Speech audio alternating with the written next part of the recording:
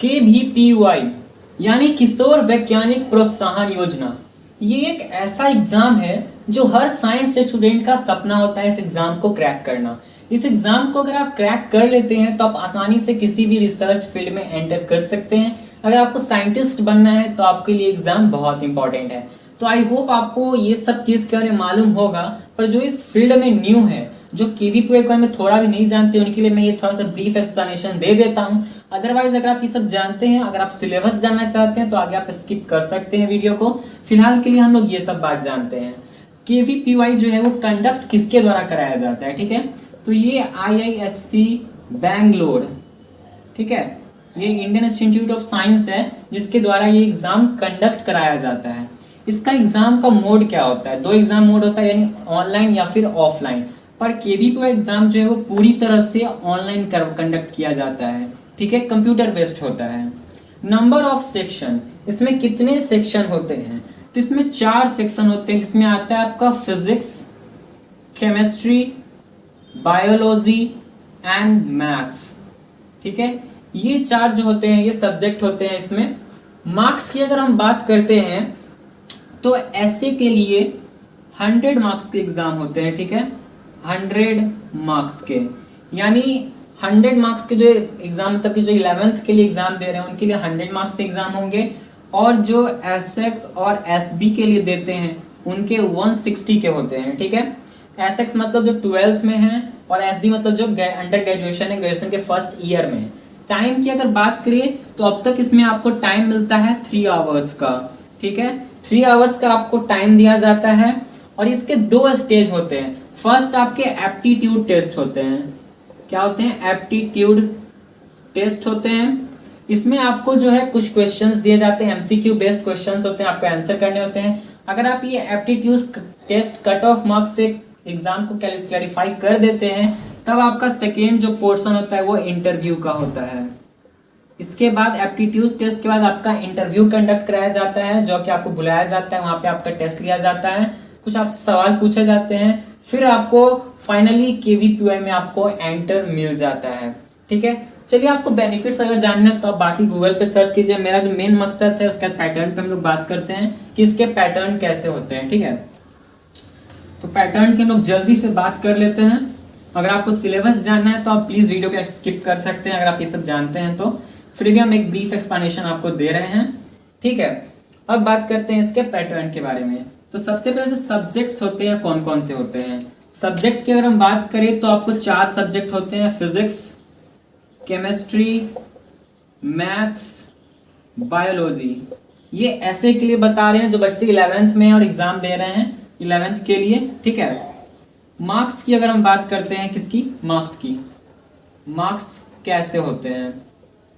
तो आपको 2 पार्ट में इसके मार्क्स दिए जाते हैं, ठीक है। मतलब क्वेश्चंस कितने होते हैं, मतलब मार्क्स की नहीं, क्वेश्चंस की बात कर रहे हैं हम लोग। क्वेश्चन कितने होते हैं? तो पार्ट 1 में आपको जो है, पार्ट 1 में फिजिक्स में आपको क्वेश्चंस होते हैं टोटल आपके 15 क्वेश्चन फिजिक्स के, 15 केमिस्ट्री के, 15 मैथ्स के, और 15 आपको बायोलॉजी के दिए जाते हैं, ठीक है। और पार्ट 2 में आपको 5 फिजिक्स के, 5 केमिस्ट्री के, 5 मैथ्स के और बायोलॉजी के 5 होते हैं। ये आपका 1 मार्क्स का होता है। ये सारा पार्ट 1 जो है आपका 1 मार्क्स का कैरी करता है। पार्ट 2 जो होता है आपका 2 मार्क्स कैरी करता है, ठीक है। मार्क्स की अगर हम बात कर लें, मार्क्स की अगर हम बात करते हैं तो 15 × 1 + 5 × 2, टोटल आपका 25 मार्क्स के क्वेश्चंस आते हैं फिजिक्स से। सेम टू सेम 25 मार्क्स से क्वेश्चंस आते हैं केमिस्ट्री से, 25 मार्क्स से क्वेश्चन मैथ्स से, एंड 25 मार्क्स से क्वेश्चन बायोलॉजी से। टोटल आपके ऐसे स्ट्रीम में हो जाते हैं 100 मार्क्स के क्वेश्चन। इसमें आपको कट ऑफ होते हैं, कभी 40, 45, 51 के आसपास हमेशा कट ऑफ रहते हैं आपके, ठीक है। तो ये टोटल था बेसिकली SA के लिए सिलेबस। SB में वैसे ही क्या होते हैं, यहाँ पे 25 मार्क्स के क्वेश्चंस होते हैं, 25 क्वेश्चंस होते हैं यहाँ पे, 10 क्वेश्चंस इंक्रीज हो जाते हैं SB और SX के लिए। बाकी सब चीज़ सेम रहते हैं आपके। अगर आप बात करें निगेटिव मार्किंग की तो आपका फर्स्ट में पार्ट 1 में आपका 0.25 का निगेटिव मार्किंग होता है, 0.25 का निगेटिव मार्किंग होता है। और पार्ट 2 में आपका 0.5 का निगेटिव मार्किंग होता है। मैं आपको रिकमेंड करूंगा, आपको कोई क्वेश्चन अगर नहीं आता है तो आप इजीली उसको छोड़ सकते हैं। ये इसका मतलब कि गलत होने का, निगेटिव मार्किंग का रिस्क नहीं लेना चाहिए, बिकॉज निगेटिव मार्किंग बहुत हार्म करता है। अगर आप 0.25 के 4 क्वेश्चन गलत करें तो आपको 1 मार्क्स डिडक्ट हो जाते हैं और 1 मार्क्स से आपका कट ऑफ छूट सकता है। अब बात करते हैं आपको सिलेबस कैसा होगा। ये आपको मेन पार्ट है कि सिलेबस क्या होना चाहिए, क्या बुक पढ़े हम लोग, कौन कौन से बुक पढ़े जिससे केवीपीवाई हमारा क्रैक हो सके। मैं आपको सारी चीजें बताऊंगा डिटेल में। आप वीडियो को प्लीज देखते रहिए, लाइक कर दीजिएगा प्लीज, ताकि मोटिवेशन मिलता रहे। मैं आपके लिए केवीपीवाई का और रिलेटेड वीडियो डालूंगा बहुत सारे। फिलहाल इसको जानते हैं सिलेबस को। सिलेबस की बात करते हैं तो फर्स्ट ऑफ ऑल मैं आपको बता दूं, केवीपीवाई की तरफ से कोई ऑफिशियल सिलेबस नहीं आपको दिया जाता है। इसमें एक गेस किया जाता है कि हम लोग को क्या पढ़ना चाहिए और प्रीवियस ईयर के क्वेश्चंस से आपको कुछ गेसिंग मिल सकता है, बिकॉज हर बार थोड़ा थोड़ा चेंजेस आपको क्वेश्चंस में मिल जाते हैं। अगर आप कंसेप्ट समझ रहे हैं तभी आपका ये एग्जाम क्लियर हो सकता है। अगर आप कंसेप्ट नहीं समझते हैं, सिर्फ रटा रटाया अगर पढ़ के आते हैं तो आपकी एग्जाम बहुत मुश्किल है, बहुत बहुत बहुत मुश्किल है। ठीक है, मैं आपको डरा नहीं रहा हूं, सिर्फ बता रहा हूं। चलिए सिलेबस की बात करते हैं। फिजिक्स सबसे मेन जो है फिजिक्स में आपको सबसे पहले मैं आपको रिकमेंड करूंगा सबसे इंपॉर्टेंट एनसीईआरटी। ठीक है, एनसीईआरटी आपको 11th का और लिटिल बिट 12th का आपको टच करना होगा। ठीक है, फिजिक्स अगर आपको जानना है तो आप एनसीईआरटी प्लीज पूरा पढ़ लीजिए। पूरा एनसीईआरटी आपके जुबान पे होना चाहिए, हर एक चीज आपको एनसीईआरटी का आना चाहिए फिजिक्स में। फिर अगर बात करते हैं, अगर आप एनसीईआरटी अच्छे से पढ़ लेते हैं तो आप क्या कर सकते हैं, आप एचसी वर्मा पढ़ सकते हैं। Concept of physics bye HC Verma, मतलब कि एचसी वर्मा का कंसेप्ट ऑफ फिजिक्स आप पढ़ सकते हैं। अब अगर हम बात कर लें इसके बारे में और, तो आप क्या कीजिए, प्रीवियस ईयर के क्वेश्चन सॉल्व कीजिए। प्रीवियस ईयर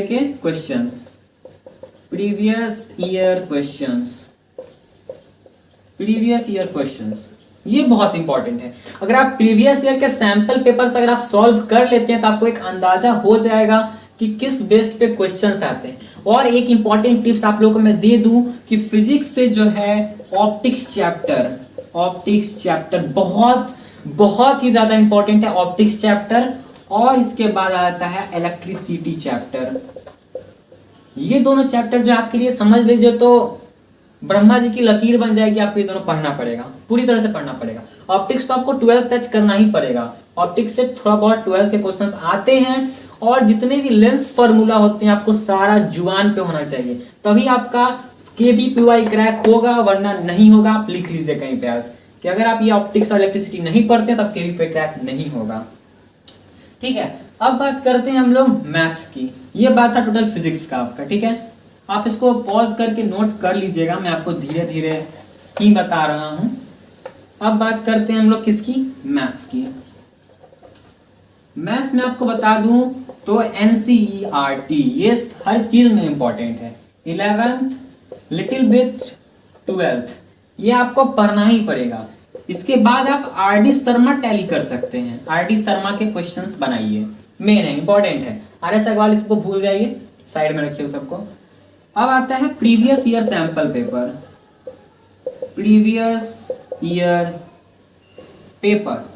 ये बहुत इंपॉर्टेंट है। हर चीज, हर सब्जेक्ट का प्रीवियस ईयर पेपर आपको याद रहना चाहिए, अच्छी तरह से समझ में आना चाहिए। देखिए कहाँ गलती करें, नहीं आपको आंसर शीट टैली नहीं करना है, खुद से बनाना है। जब नहीं बने आप एक टाइमिंग फिक्स कीजिए, बनाइए। फिर नहीं बने तो आप आंसर टैली कीजिए, कहाँ गलती हुआ है सुधारिए उसको। ठीक है, और एक आपको tip, last tip, geometry and trigonometry.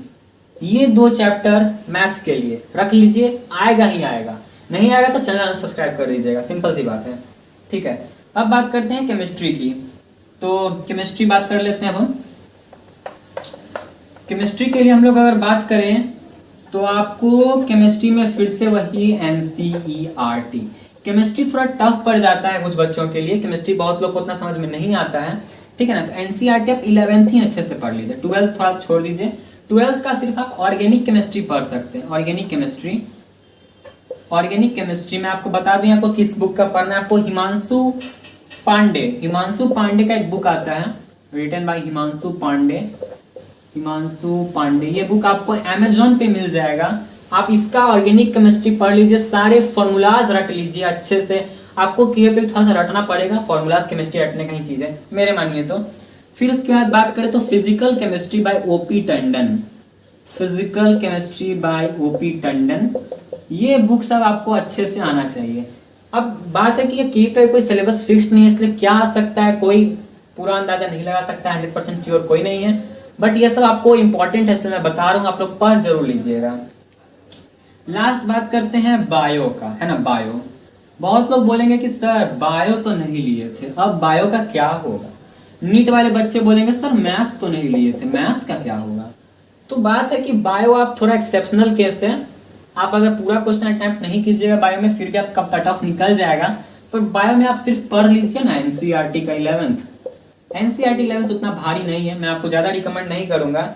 Little bit आप 12th भी टैली कर सकते हैं, बस मैं आपको ज़्यादा इसके लिए कुछ नहीं कहूँगा क्योंकि हर किसी के बस की बात नहीं है बायो। नीट वाले बायो कर सकते हैं, जेई वाले बायो नहीं कर सकते हैं। जेई वाले की आपको मैं बता दूं, अगर आप हल्का सा टिप लीजिएगा मेरा, तो जेई का क्वेश्चन अगर आप बना सकते हैं जेई का, तो आप समझ लीजिए केवीबीवाई क्रैक कर सकते हैं। अगर आप नीट भी बना सकते हैं तो आप केवीबीवाई क्रैक कर सकते हैं। बेसिकली मैथ्स वाले, नीट वाले मैथ्स नहीं कर पाएंगे उतना, बट अगर आप जेई और नीट की तैयारी कर रहे हैं तो मेरी मानिए आप एग्जाम दे डालिए, आपके लिए बहुत अच्छा रहेगा क्योंकि आपको अच्छे नंबर आ जाएंगे, आपकी पे निकल जाएगा, आपका लाइफ सेट हो जाएगा। आप एक बार बेनिफिट जरूर चेक कीजिएगा, केवीबीवाई का स्कॉलरशिप जो मिलता है आपको आगे तक ग्रेजुएशन तक काम आता है। 25,000 रुपीज मिलते हैं आपको ग्रेजुएशन टाइम करने वक्त, ठीक है। और एक लास्ट रामबाण इलाज, मॉक टेस्ट। मॉक टेस्ट आप जितना प्रैक्टिस कीजिएगा, मॉक टेस्ट आप जितना प्रैक्टिस कीजिएगा आपके लिए बेनिफिटेड है। मॉक टेस्ट जरूर ट्राई कीजिएगा। मॉक टेस्ट आपको क्या कीजिएगा, खुद से बनाइएगा, आप बिल्कुल आंसर मत देखिएगा, बिल्कुल नहीं। मॉक टेस्ट अगर आप आंसर देख के कीजिएगा तो कभी पास नहीं कीजिएगा। मॉक टेस्ट आपको क्या करना है, खुद से देना है, टाइम निर्धारित करना है, घड़ी सामने रखना है और फिर आपको मॉक टेस्ट पूरा ट्राई कर जाना है। उसके बाद आप मॉक टेस्ट का आंसर देखिए, कहाँ गलती हुआ है सो देखिए। आप अगर ये सब चीज मान लेते हैं, सारे सिलेबस को टैली कर लेते हैं, 100% मैं आपको गारंटी देता हूं केवीबीवाई निकालने से आपको कोई नहीं रोक सकता है, नो वन कैन, ठीक है।